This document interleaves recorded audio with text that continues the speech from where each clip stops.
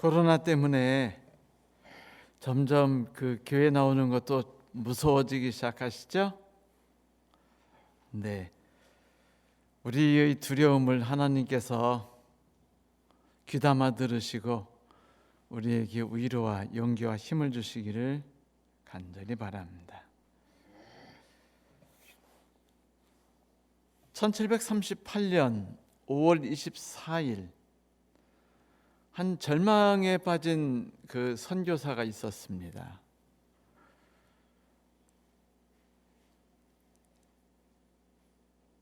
그가 정말 억지로 원하지 않았지만 한 영국에 있는 한 성경 공부를 하는 그 모임에 참가하게 되었습니다. 그런데 거기에서 기적이 일어났죠. 그가 나중에 그의 회고록에 쓰기를 9시 15분 전에 기적이 일어났다라고 썼습니다. 내 마음이 이상하게 따뜻해지는 것을 내가 느끼기 시작했고, 내가 예수 그리스도를 오직 예수 그리스도만을 신뢰하게 됐다는 것을 느꼈으며, 그리고 구원에 대한 확신을 갖게 되었다. 이제 하나님으로 인해서 내 모든 죄가 다 씻겨졌으며 내가 죽음과 죄악의 모든 법으로부터 구원함을 받았다는 것을 나는 느꼈다. 이 선교사는 우리가 잘 아는 요한 웨슬리이십니다. 요한 웨슬리가 인디안들을 개종시키기 위해서, 그들을 하나님께로 이끌기 위해서 미국으로 배를 타고 갔어요. 그런데 그는 절망감에 빠져서 돌아옵니다. 모든 것에 대해서 실망하고 좌절하고, 그리고 자기의 선교사라는 일에 대해서도 의미를 잃어버렸습니다. 그리고 돌아오는 길에 폭풍우를 만났는데 거기서 그가 walden스인들을 만나게 되지요. 그들의 곤경 속에서도 담대히 하나님께 찬양을 드리고 잠잠히 하나님을 신뢰하는 모습을 보면서 감동을 받아요. 하지만 마음은 여전히 상처투성이었고, 그리고 우울하고 낙담 속에 빠져 있었습니다. 그런데 엘더스 게이트가에 있는 그 성경을 공부하는 곳에서 그가 그날 들었던 내용은 무엇이었냐면 로마서에 대한 강해였어요. 바로 마르틴 루터 목사님의 로마서 강해에 대해서 함께 읽고 함께 대화를 나누는 시간이었었죠. 거기서 그가 가졌던 모든 갈등과 고민들과 질문들이 다 해답을 얻었습니다. 여러분, 그 결과가 어떻게 나타났는 줄 아세요? 영국이 대부흥의 불길 속에 휩싸이게 됩니다. 그래가지고 영국에서 대부흥이라는 그 유명한 시대를 갖게 되지요. 이것은 요한 웨슬리라는 한 선교사에 의해서 시작되었고, 그 요한 웨슬리의 가 일으킨 놀라운 일은 바로 로마서라는 책을 통해서 이루어졌던 것이었습니다.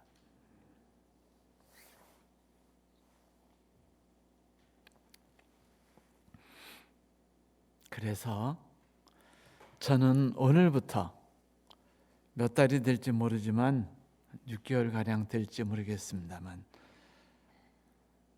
로마서에 대해서 성도 여러분과 함께 같이 고민하고 같이 생각하고, 그리고 사도 바울 우리에게 로마서를 통해서 해주고 싶어하는 그 간절한 이야기들을 함께 나누고자 합니다. 그리스도인으로서 우리는 예수 그리스도에 의해서 우리가 변화되어 가고 있습니까? 라는 질문들을 스스로 던지곤 해요. 그리고 서로가 서로에게 그 질문을 던지고 싶어 하죠. 우리는 과연 변화되고 있습니까? 한때 사람들의 입에서 입으로 그리고 SNS에서 SNS로 날아다니면서 많은 사람의 관심이 되었던 사건이 있었어요. 그게 바로 군부대 공관병 인권 침해 사건이었습니다. 기억나세요? 공관병이란 그 보통 이제 장교 이상 대대장이라든지 그 정도 되는 분들의 이제 지휘관의 관사를 사택을 관리하고 청소하는 그 병사를 말합니다. 근데 그 정도로 끝나지 않고 뭐 다리미질, 요리, 애들 과외 공부, 그리고 뭐 반찬거리 사오는 심부름으로 해서 별 지저분한 걸 다 하죠. 그래서 이제 지휘관의 당번병 혹은 운전병과 같이 이 공관병이라는 그 병사가 특별히 그 장교를 위해서 일하는 사람이에요. 그런데 군에 있으면은요, 우리가 제일 부러워하는 사람들이 있어요. 대대장 운전병, 그리고 대대장 당번병, 공관병이죠. 이런 사람들이 제일 부러웠어요. 그렇죠, 장로님? 네. 왜냐하면 그들은요, 군대 생활이라는 걸 안 해요. 완전히 빠져 있는 생활을 하지요. 밥도 사제로 먹고 군대 모든 의무에서 열애고. 하지만 이 공관병들에게 남모르는 고충이 있는데, 그건 뭐냐면 그들이 섬기는 이가 대장만이 아니라는 거예요. 대장의 아내, 대장의 가족, 대장의 소위 말하는 아이들에게까지도 그들의 노예가 돼서 일을 해요. 대장 가족의 노예죠. 그 대표적으로 드러난 사건이 여러분이 잘 아시는 2017년 대한민국 전국을 떠들썩하게 했던 박찬주 대장 공관 사건이었죠. 기억나시죠? 내용을 간단히 소개하면 다음과 같습니다. 박찬주 대장 아들 휴가 때 박사령관의 처가 공관병에게 전을 간식으로 챙겨주라고 지시를 하고 나갔어요. 근데 공관병이 깜빡해서 전을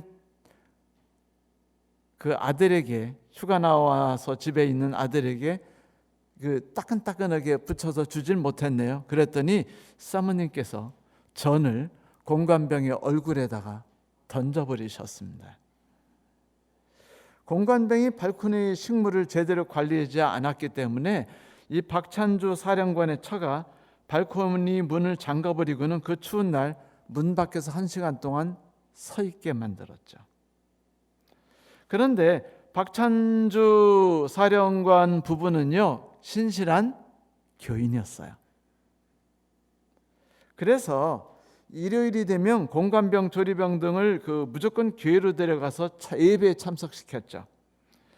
근무병사 중에서는 불교 신자도 있었는데 별 수 없이 교회를 따라가야 했습니다. 왜냐하면 공관에 너희들끼리 남아있으면 뭐하니? 혹시 핸드폰 숨겨놓은 거 아니야?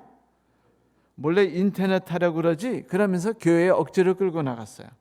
마치 교회만 데리고 나가면 어떻게 될 것이라고 믿었기 때문에, 하나님을 믿었으리라고 믿기 때문에. 실제로 며칠 전에 들었던 이야기는 어떤 분이 그 뜨거운 열정이 솟았어요. 전도하리라는. 그래서 자기 조카를 자기 집으로 불러서 먹이고 입히고 온갖 정성을 다 쏟아줍니다. 동생에게 부탁해서 데리고 온 다음에 서울로. 그리고서 이제 교회 나오라고 했더니 얘가 안 나간대요. 그래? 자기는 교회 다니기 수가 없답니다. 왜냐하면 온 동네, 온 가족이 다 제사를 지내는 집이고 자기도 장손이니까. 그런데 다음 주에 더 열심히 막 백화점도 내려가고 먹을 것도 사다 주고 뭐 다 하고 교회 갈래? 그랬더니 또 안 간대요.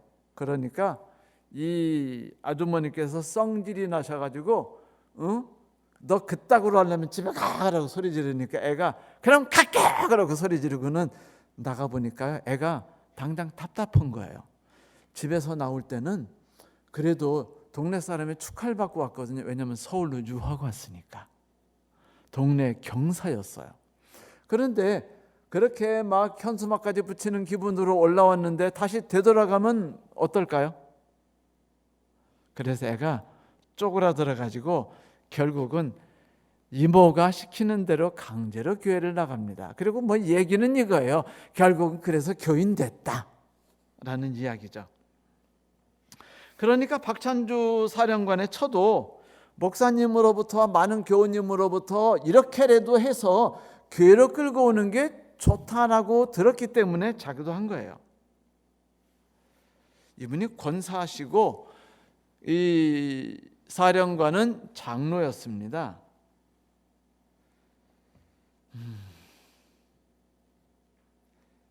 댓글을 보니까 사회에서 가장 안 좋은 케이스로 환상의 궁합이라면서 이 부부가 이들이 다니는 종교를 뭐라고 불렀냐면 개독교라고 불렀습니다. 뭐라고요? 개독교. 교회를 욕한 것이죠. 열심히 신앙생활했고 열심히 하나님께 헌금을 드리고 열심히 하나님을 위해서 하루하루를 신앙 속에 쌓아갔는데 그 삶의 결과가 개독교라는 그 유명한 단어를 남기는 것으로 끝났으니 그리스도인 생활을 20년을 하고 30년을 하는 것이 과연 무슨 결과를 가져오는 것인가에 대해서 의문을 가지게 하는 사건이었죠. 여러분 간디 아시죠? 마하트마 간디. 그분이 하신 유명한 말 기억나시죠? 나는 예수를 믿고 존경한다. 하지만 교회 다니는 사람은 좋아하지 않는다. 왜냐하면 나는 그들에게서 예수의 모습을 전혀 볼 수 없기 때문이다. 이렇듯 기독교가 세상 사람들에게 경멸을 받고 있는 경우가 많아요. 이번 8.15 때도 정말 많이 욕 얻어먹죠. 매국노란 소리까지 들으면서. 그런데 안타까운 일은 많은 기독교인들이 이렇게 바깥 사람들로부터 공격을 받을 뿐 아니라 스스로에게도 스스로의 삶 속에서 스스로 갈등과 번민과 고민에 빠지는 경우도 아주 많다는 것이죠. 내적으로 갈등과 고민에 빠지는 거예요. 어떤 분은 이렇게 말씀하셨어요. 하나님을 처음 만났을 때 저는요 열정에 가득 찼었습니다. 교회 일에 제 삶을 던졌죠. 열심히 봉사하고 열심히 기도하고 열심히 매일매일 성경을 읽었습니다. 그런데 지금은 그 모든 열정이 다 사그러졌어요. 꺼져가는 불처럼 모든 일이 다 심드렁해졌습니다. 지금 하나님이 저와 함께 하시는지 아닌지 잘 모르겠어요. 그저 지치고 그저 힘들 뿐입니다. 의욕이 안 생겨요. 여러분, 기독교가 과연 사람을 변화시키는가요?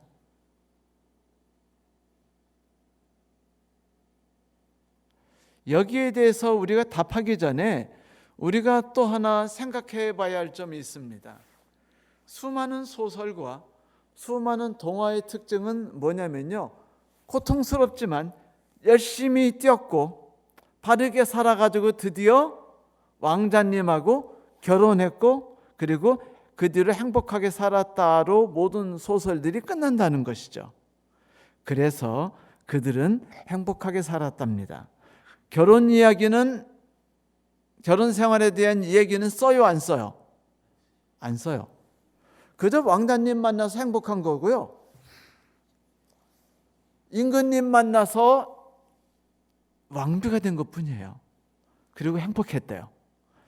왜 그 뒷이야기 안 쓸까요? 네? 왜 안 쓸까요? 뭐 강장로님이나 서장로님이나 이장로님이나 성장로님 뭐 여기 계신 모든 분들이 아시지만 결혼 생활 연했다 따끈따끈한 마음으로 결혼했으니 그 날이 그 뒤로 점점 사랑이 깊어지고 뜨끈뜨끈해지며 열정에 가득하고 온몸이 녹아내리는 듯한 행복감 속에 점점 그것이 커지고 깊어질 것 같지만 20년이 지나고 30년이 지나도 이혼하겠다는 생각이 자꾸 마음속에 와닿고 이 남자가 내 천생연분인가 라는 생각이 점점 들기 시작하고 그리고 매일 불행해요. 아침에 일어나면 내가 왜 태어났는가, 내가 왜 이 사람하고 살아가는가라는 고민을 하게 되는 게 왜 어제보다 오늘이 더 낫지 않죠? 결국은 결혼 생활에 대해서 소설에서 쓸 수 없는 거예요. 소설가도 잘 알거든요. 이솝도 잘 알고 있는 거고요. 그림 형제도 잘 알고 있어요.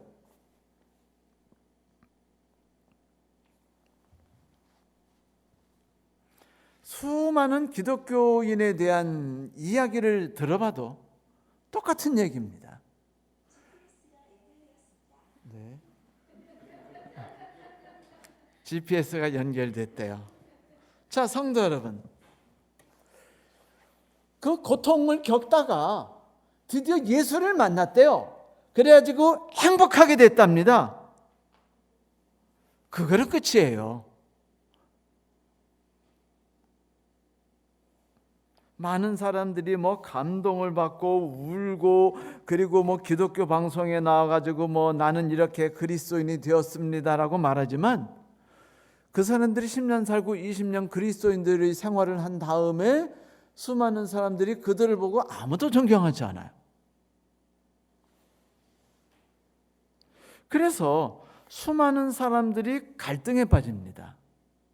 정말 그리스도인이 되면은 매 하루하루 살아가는 삶이 점점 변화되는 삶을 살아갈 수 있는 건가? 나는 그리스도의 의에 의해서 의인이 되어서 성화되는 삶을 살아가고 있는가? 이것이 우리에게 갈등인 거예요. 나의 오늘은 어제보다 나았나? 나의 내일은 오늘보다 더 나을 거기 때문에 나는 기대감 속에 잠자리에 들고 아침에도 기대감 속에 만세하고 일어나는가? 나의 오늘의 신앙은 어제보다 더 행복할 거야. 나는 어제보다 오늘도 하나님의 아름다우심을 만날 거야. 나는 어제 저질렀던 모든 잘못들 중에 일정 부분을 오늘 또 고쳐나갈 거고 그래서 하나님의 위대하심을 더욱더 맛볼 거야. 행복한 이 기분을 오늘 어떻게 만나고 살지? 이런 이야기를 하는 그리스도인은요, 방송국 앞에서만 해요. 텔레비 앞에서만. 그리고 대부분의 그리스도인들은 쉬지 않고 전화를 통해서나 이야기를 통해 보면 뭐냐면 피곤하다. 아침에 잘 못 일어나겠다. 저놈의 아주 왼수 같은 남편 때문에 살맛이 안 난다. 뭐 맨날 이런 얘기들밖에 없어요. 자신이 없고 두렵고. 그렇다면 과연 우리가 기독교인으로서 하나님을 믿는 사람으로서 왜 살아가는 겁니까? 이에 대한 고민을 안 할 수 없다는 거예요.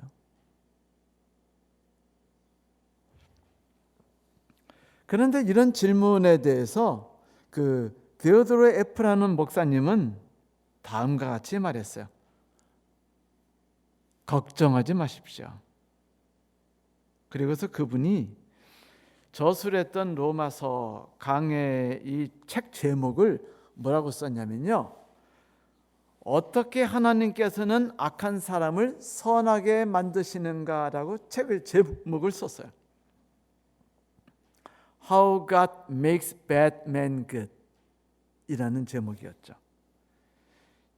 연유인즉슨 그는 하나님께서는 분명히 가치 없는 인간을 변화시킬 수 있는 능력과 방법을 갖고 계시다고 말했습니다. 그는 믿었어요. 또한 그 길과 그 방법을 자기는 로마서에서 발견했다는 겁니다. 실제로 여러분, 마틴 루터 목사님께서 절망 가운데 빠졌을 때 그가 새로운 삶으로 변화됐던 것이 어떤 책 때문이었죠? 로마서 때문이었어요. 실제로 성경 로마서는요, 수많은 사람들을 변화시켰습니다. 성 어거스틴 아시죠? 엄마 말씀 안 듣고 성욕에 빠져서 맨날 매일을 정말로 고통 속에 살고 의미 없이 살아가며 자살하고 싶어하고 했던 사람.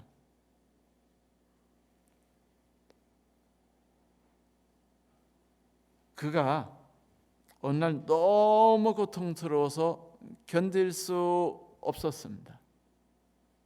그런데 그는 자기가 그렇게 힘들 때는요, 자기는 이렇게 뜰에 나가는 걸 좋아했대요. 뜰에 나가면 뭔가 마음이 편해지고 뭔가 위로를 받는 것 같았대요. 그런데 뜰에 나왔는데 어떤 여자에게 노래를 부르는데 뭐라냐면 책을 펴라라고 자꾸 노래를 부르대요. 그래서 책을 펴라 하니까 자기한테 말하는 이야기 같아서 후닥닥 그 방으로 들어가서 책을 폈답니다. 그 책이 로마서였어요. 술 취하지 말고 정욕에 빠지지 말며 라는 이 그 로마서에 나오는 책이었어요.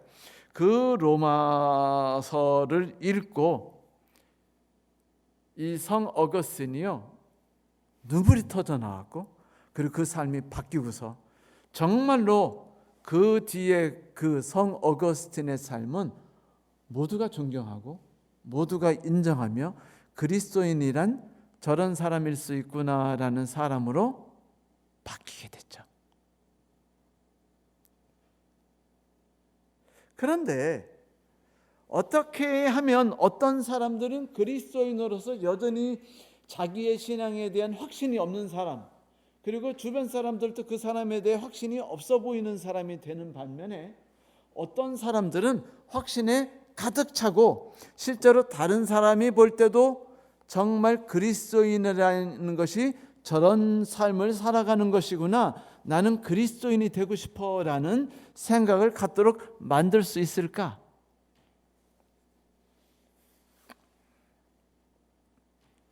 성경 로마서에서는 여기에 대해서 답을 해줍니다. 1장 1절부터 거기에 대한 답을 해주는데, 1장 1절은 이렇게 시작해요. 그리스도 예수의 종된 나 바울은 부르심을 받아 사도가 되었고 하나님의 복음을 전하도록 따로 세우심을 받은 사람입니다. 아주 단순한 성경절이죠. 그런데 여러분, 이 성경절은 앞으로 로마서가 어떤 이야기를 할지를 말해주는 가장 중요한 세 가지 단어를 그 안에 담고 있습니다. 첫 번째는 종이라는 개념과, 두 번째는 사도라는 개념과, 세 번째는 하나님의 복음이라는 이야기였습니다.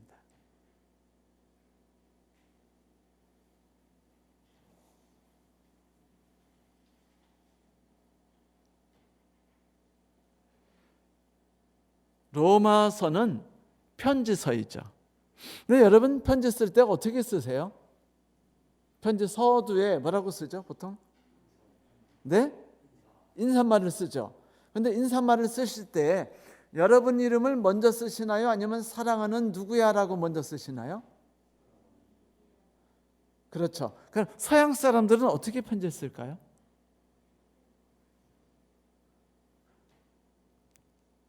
여러분, 그 주인 웹스터라는 분이 그 편지를 쓴 게 있어요. 그 누구한테 썼냐면 그 자기 친구에게 편지를 썼는데, 그 편지의 제목이 뭐냐면 Dear Enemy예요. 사랑하는 왼수야. 실은 그 이제 애니 쓴 편지거든요. 애니 주디한테 이제 쓰면서 실은 자기와 사귀고 있는 남자에 대해 쓴 건데, 그 남자가 에네미예요. Dear Enemy. 서로 간에 그 사랑이 어떻게 커져가는지, 자기들을 어떻게 변화시키는지를 말하는데, 그 서두가 어떻게 시작한다고요? Dear Enemy. 사랑하는 왼수야. 결국은 상대방의 이름을 먼저 써요. 그리고 내 이름을 나중에 썼죠.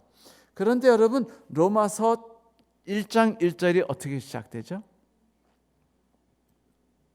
자기부터 이야기해요. 자기가 누군지에 대해서 이야기합니다. 마치 자소서를 읽는 기분이죠. 자소서가 뭔지 아시죠?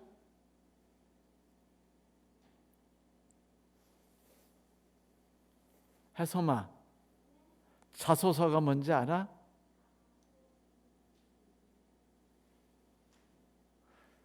아직 국민학교 학생은 모르죠. 자소서, 자기 소개서. 대학에 입학하는 학생이나 직장에 지원하는 학생에게 있어서 가장 무게가 있는 주제가 자소서입니다. 자기 소개를 얼마나 잘하느냐에 따라서 뭐가 결정되냐면요, 그 학교에 합격하느냐 합격하지 않느냐가 결정되기 때문이에요. 그래서 많은 사람들이 자기소개서를 쓰기 위해서 학원을 다니는 거 아시죠? 네? 그런데 여러분, 그 강남에 있는 자소서를 가르쳐 주는 데서 자소서 쓰고 면접 배우게 하는 데서 그 한 달 배우는데 얼마 받는 줄 아세요? 40만 원, 50만 원, 70만 원 이렇게 받습니다. 자기 PR 시대죠. 내가 어떤 사람인지, 내가 얼마나 가치가 있는지, 내가 여러분들에게 어떤 도움이 될 수 있는지를 말해주는 게 뭐예요? 자소서예요. 그런데 로마서 역시 1장 1절을 어떻게 시작하고 있어요? 자기소개로 시작하고 있습니다. 내가 누군지, 내가 여러분들에게 어떤 존재로 다가갈지, 내가 무엇을 가지고 여러분에게 나아갈지, 그것이 여러분들과 나에게 얼마나 대단하고 우리의 삶의 미래에 있어서 꿈과 같은 것일지 이야기하는 거죠. 그게 바로 1장 1절의 이야기입니다. 이것이 바로 로마서의 인사법이에요. 일반 편지와 다르죠. 그는 1장에서 자기에 대해 소개했습니다.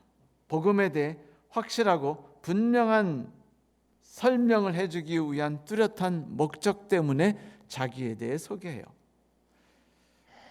그런데 이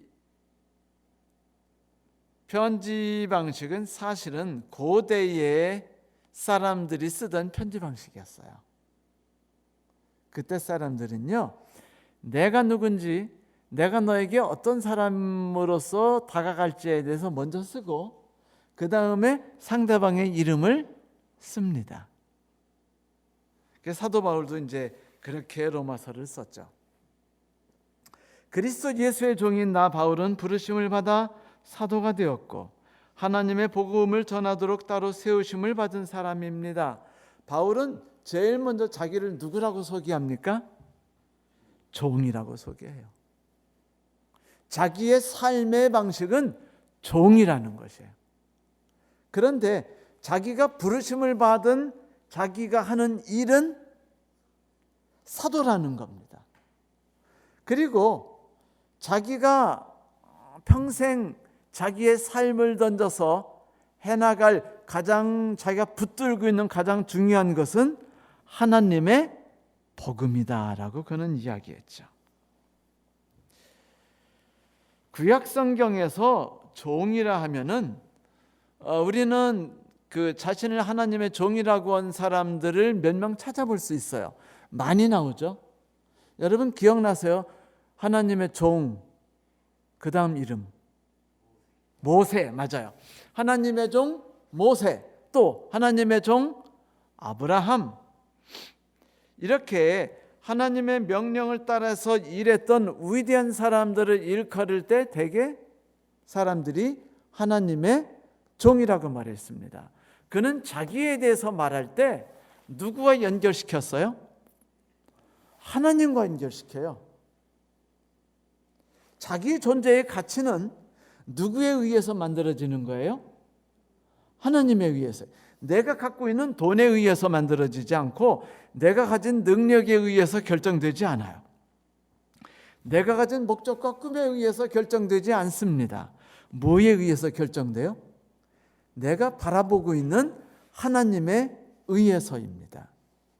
우리가 잘 알고 있는 그 머더 테레사 수녀가 그냥 계속 고름난 아이의 그 상처를 닦아주고 치료해주고 감싸 안아주고 이런 일들을 하루 종일 하면서 살아가는 동안에 그와 함께 수녀 생활했던 사람들은 수녀 원장이 되고 그리고 점점 승진해서 올라갔어요.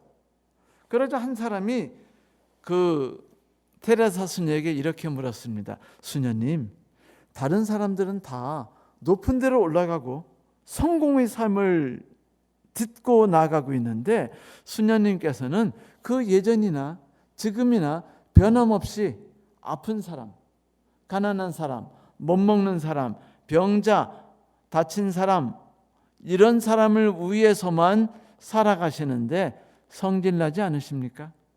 그것 때문에 테레사 수녀님이 마음이 상하지는 않으세요? 라고 물었습니다. 그랬더니 이분이 뭐라고 대답했는지 아세요? 나는 무릎을 꿇고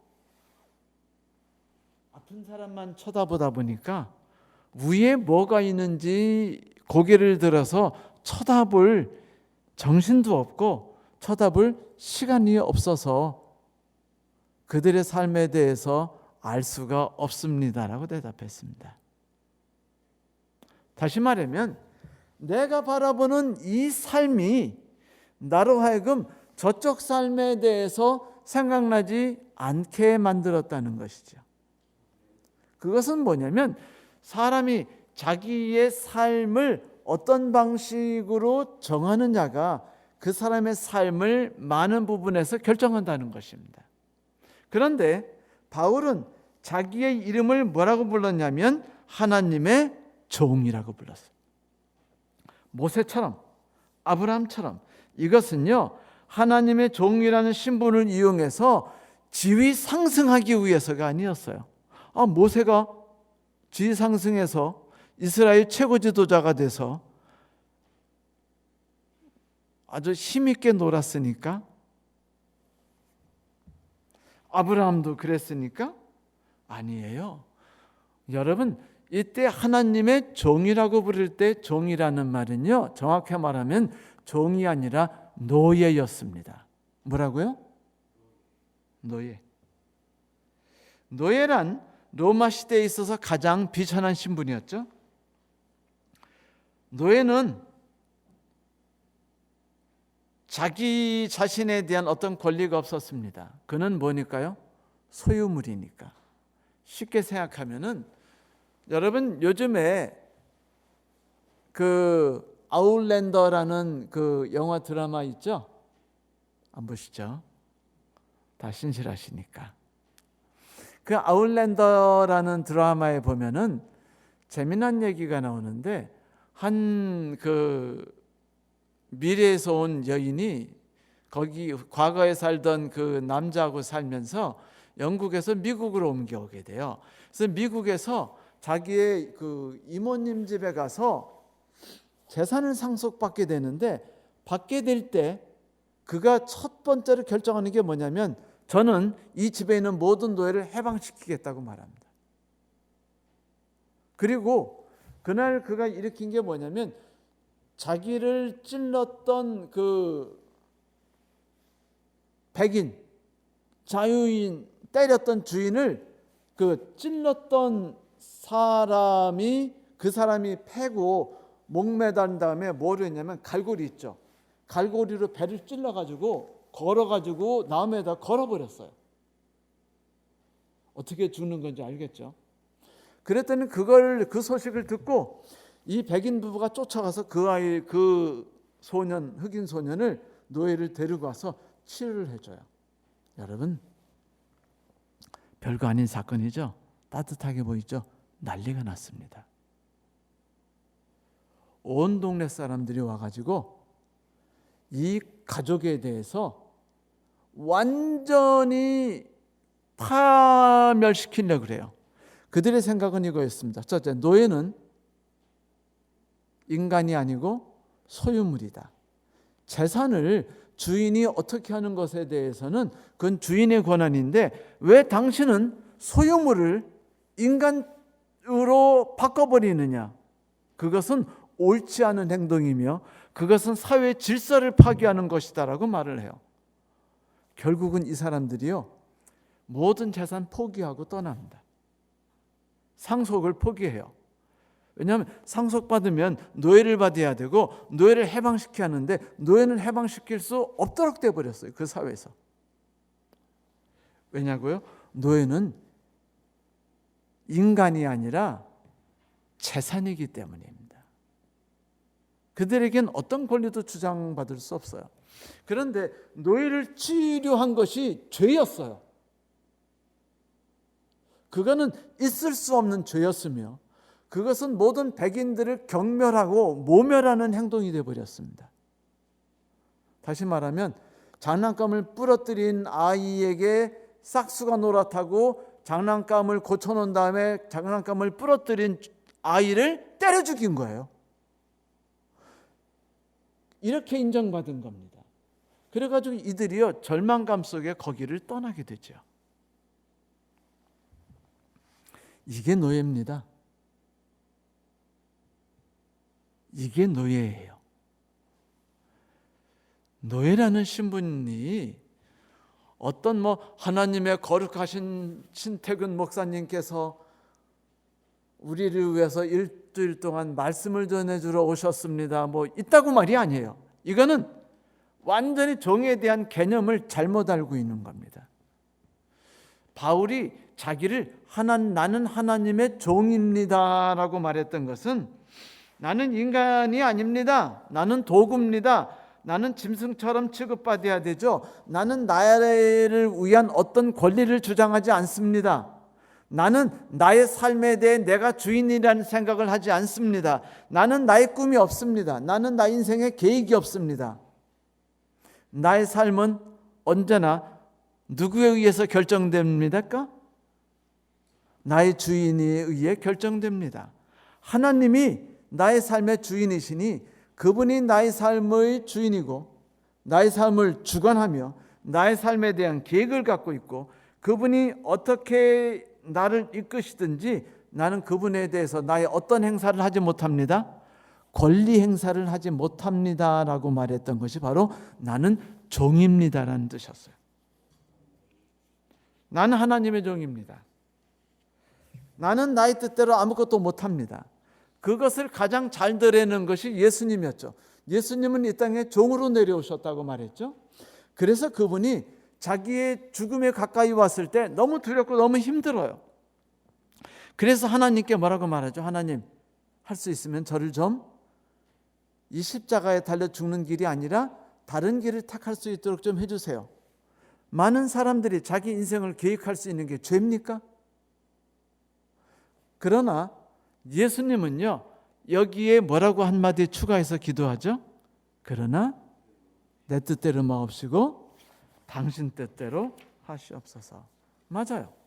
성경에서는 하나님을 섬기는 종으로서 표현했어요. 예수 그리스도를 하나님을 섬기는 종으로서 표현했습니다. 오직 섬김을 위해서 존재하고 그것만을 위해서 살아가고 있다는 것이죠. 만약 우리가 예수 그리스도를 나의 주님이라고 말한다는 건 무엇을 뜻하는 겁니까? 주님, 나는 내 인생에 있어서 앞으로 인정받으려 하거나 꿈을 갖고 쌓아가려 하거나 어떤 것도 다 할 생각을 가지고 살 겁니다. 포기할 생각을 가지고 살아갈 겁니다라고 말하는 것입니다.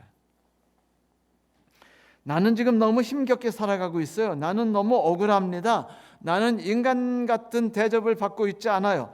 나는 떨치고 일어나고 싶습니다라고 말한다면 그는 자기가 종이라고 생각하는 겁니까? 아니면 인격체라고 생각하는 겁니까? 인격체라고 생각하는 거예요. 그 순간에 이미 성경에서는 우리가 그리스도인으로서 아름답게 하나님의 종으로서 살아갈 수 있는 것을 이미 잃어버린다고 말하는 거죠. 네, 로마서라는 위대한 책, 수많은 사람들을 변화시켰고 수많은 역사들을 바꿔버렸던 위대한 책은 뭐부터 시작하냐면요, 나는 하나님의 종입니다 라는 말로 시작합니다. 그 생각과 그 정신이 없으면은 우리는 자존심이라는 걸 갖게 되거든요. 자아라는 걸 갖고 있어요. 그래서 천국에 가는 것도 내가 천국에 가기 위해서 무엇을 할까를 고민합니다. 내가 천국에 가기 위해서 어떻게 할까를 고민해요. 그러니까 고기도 먹지 말아야죠. 그러니까 이런 죄도 짓지 말아야죠. 그러니까 저런 죄도 짓지 말아야 되죠. 그러니까 연금도 열심히 내고 교회도 열심히 다녀야 되죠. 이런 거를 자꾸 하나하나를 하려고 해요. 왜? 내가 쌓아가는 거니까요. 내가 내 천국을 만들 거고 내가 내 천국에 도달할 것이고 나는 그 꿈을 꾸고 있거든요. 왜? 나는 종이 아니니까. 나는 뭐니까요? 훌륭한 인격체이며 멋진 이름을 가진 그리스도인이니까요. 그런 모든 사람들에게 바울이 첫 번째 말이 이거였습니다. 나는 하나님의 종입니다.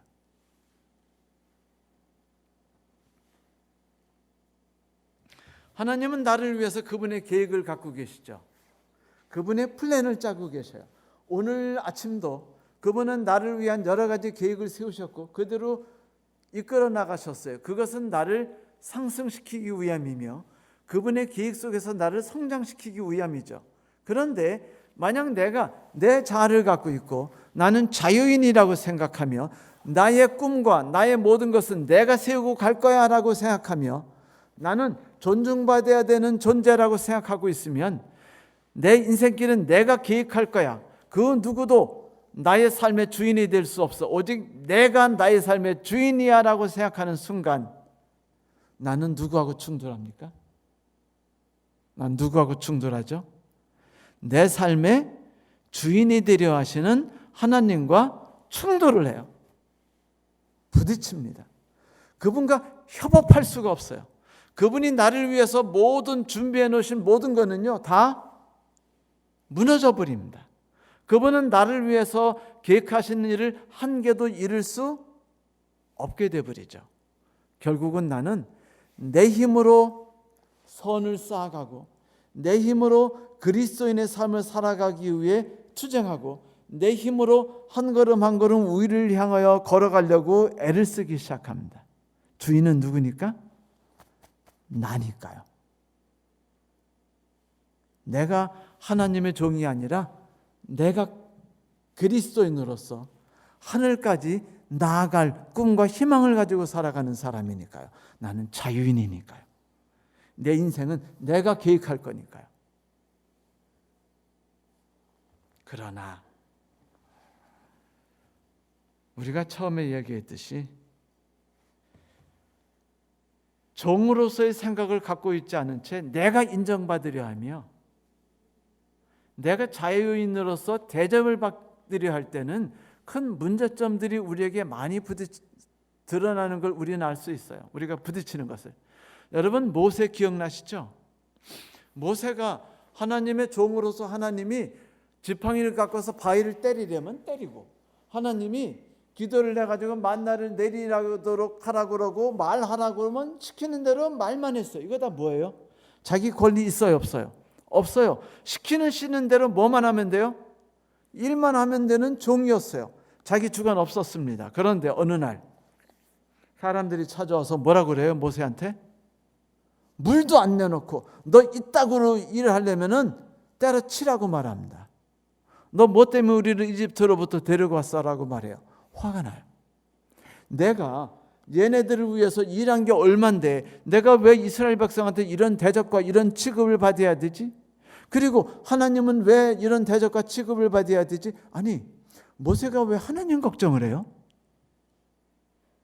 하나님이 사람들한테 어떤 대접을 받던 어떤 취급을 받던 그게 모세가 알 게 뭐예요? 모세가 그거에 대해서 관심을 가지면 안 됩니다. 모세는 누구니까요? 인격체가 아닌 노예니까요. 그런데 모세가 화가 났어요. 하나님께 갔습니다. 분노했어요. 하나님, 정말 저 인간 같지도 않은 것들이 이렇게 말하네. 하나님이, 모세야, 지팡이를 들고 와서 바위를 때려라. 네. 그러면 종이니까 걔들한테 참새도 짹하고 죽는다고 짹하면 돼야 안 돼요? 안 돼요. 왜냐하면 노예는 뭐만 하면 돼요? 지팡이 들고 가서 뭐 해야 돼요? 바위만 때리면 돼요. 그런데 바위 앞에 서가지고 뭐라고 그랬어요? 자기가 인간임을 밝히고 싶어 했어요. 그리고 하나님이 그들 앞에 존중받는 사람임을 밝히고 싶어 했습니다. 그래가지고 내가 너희들을 위해 물을 내랴 하고서 지팡이로 바위를 2대를 떼는 순간에 그거로 인해서 모세가 하늘나라에 가지 못하게 되죠.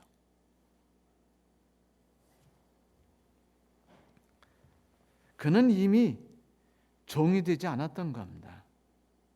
하나님으로 종으로 살아가던 모세가, 그래서 지상에서 가장 온유하며 가장 위대했던 그 사람이 종이라는 생각을 버리는 순간에 그는요, 하나님께서 이루고자 하셨던 놀라운 일들을 망가뜨려 버리는 그런 슬픈 일을 겪게 됩니다.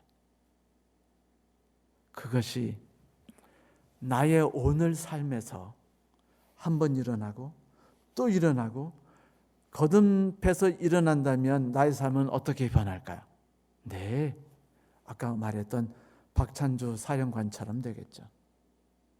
그리고 어떤 그리스도인들처럼 되고요. 중요한 것은 이것입니다. 다음 주에 우리가 구체적으로 이야기하겠지만, 사랑하는 성도 여러분, 성경에서 우리에게 말하는 바는 단 하나예요. 그게 뭘까요?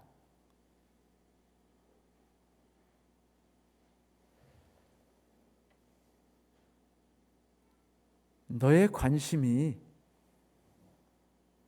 네가 어떤 주체자로서 무언가를 하려는 삶으로 이 세상을 살아가려고 하지 말고 거기에 관심을 두지 말아라. 너는 오직 하나님의 종으로서 너의 삶을 살아라 라고 말하는 것이죠. 다음 주엔 우리가 이제 하나님에 대한 이야기를 하고 싶어요. 그리고 사명에 대한 이야기를 하도록 하겠습니다. 성도 여러분, 옛날에 미국의 달라스에 제쿠퍼라는 안과 의사가 있었습니다. 그 시력 검사판 뒤에 그 문구를 예쁘게 만들고 싶었어요. 그래가지고 뭐라고 붙였냐면, 하나님은 당신을 사랑하시고 당신의 인생을 위해 훌륭한 계획을 가지고 계십니다라고 글을 썼습니다. 그가 이제 백내장 환자를 주로 고치는 사람이었거든요. 그래서 이제 자주 고친 다음에 이 사람들이 환자 고침을 받고 이제 집에 갔다가 다음에 시력 검사를 하러 오는 날이면 꼭 이렇게 말했어요. 자, 그럼 시력 검사를 해서 눈이 얼마나 좋아졌는가 볼까요? 그리고서는 자기가 써붙인 커다란 글을 읽게 했습니다. 그러면 이제 내용이 이거였죠. 하나님은 당신을 사랑하시고 당신의 인생을 위해 훌륭한 계획을 갖고 계십니다. 와, 제가 읽었어요. 하나님은 당신을 사랑하시고 당신의 인생을 위해 훌륭한 계획을 갖고 계십니다. 그런데 이게 무슨 말이죠? 라고 사람들이 꼭 이 안과 의사에게 물었습니다. 여러분, 하나님이 나를 사랑하시고 나의 인생을 위해서 훌륭한 계획을 갖고 계시다는 것, 그게 무슨 말일까요? 궁금하지 않습니까? 다음 주부터 우리가 그에 대한 이야기를 하게 될 겁니다. 그리고 이 이야기를 통해서, 앞으로 바울이 하는 이야기를 통해서 우리의 삶이 바뀌어지는 것을 우리가 함께 경험할 수 있게 되기를 또한 이 시간 간절히 소망합니다. 말씀 마칩니다.